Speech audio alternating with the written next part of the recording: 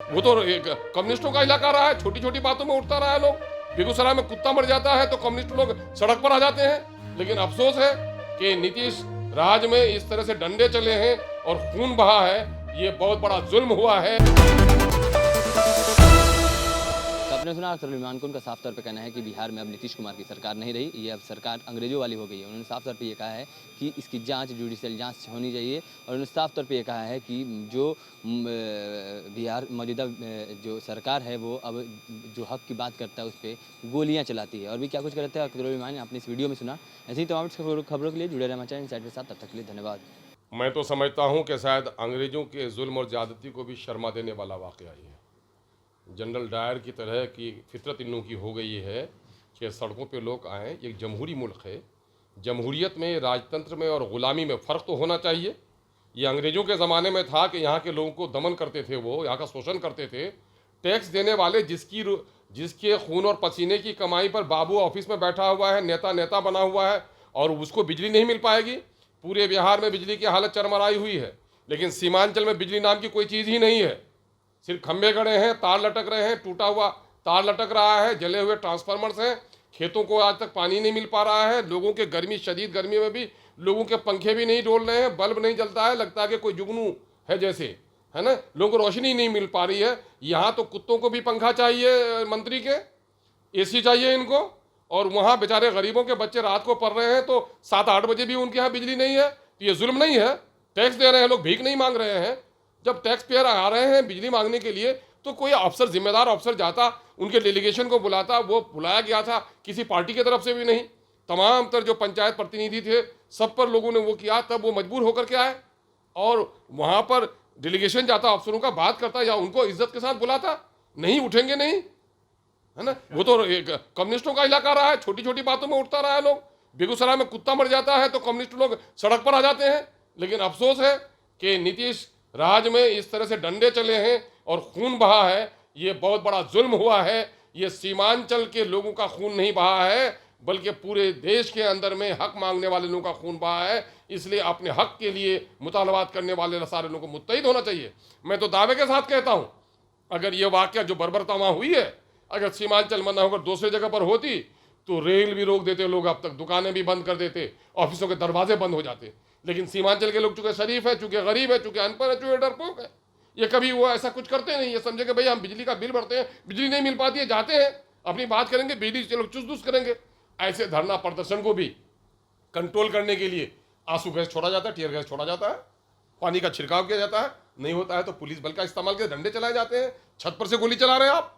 इस तरह के हादसात में गोली चलती भी तो टांगों में लगती है, जानों में लगती है, लेकिन लोगों के सीने में और सर पे गोली लगी, इसके माने कि गोलियां ऊपर से चलाई गई हैं। इसकी जुडिशियल इंक्वायरी होनी चाहिए।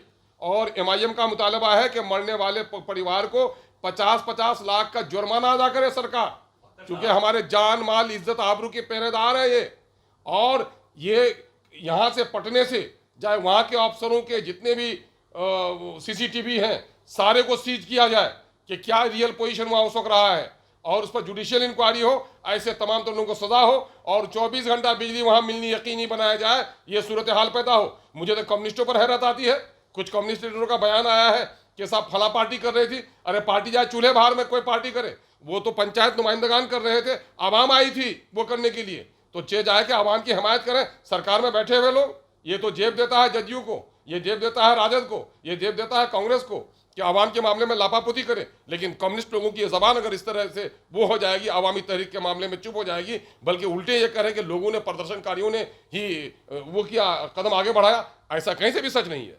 प्रशासन ने कहा है कि हमने अपने बीच बचाव में गोली चलाई है। क्या बीच बचाव? प्रशासन के किसी को मारा गया था, किसी को पीटा गया था, कोई दरवाजा बंद किया गया था? ऐसा कुछ भी नहीं हुआ वहां पर, जो खबरें हम लोगों को मिली हैं ऐसा कुछ भी नहीं। क्या प्रशासन का कोई आदमी घायल हुआ था?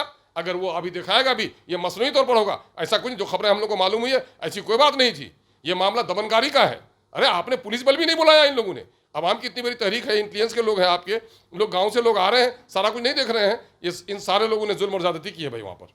ऊर्जा मंत्री कह रहे हैं कि जिस तरह से लोग प्रदर्शन कर रहे थे तो मजबूरी थी, लाठी और गोली चलाने अरे की। ऊर्जा मंत्री का कदम कदम पर घेराव होना चाहिए। ऊर्जा मंत्री तो पटना से निकल के बाहर कहीं जाते ही नहीं है।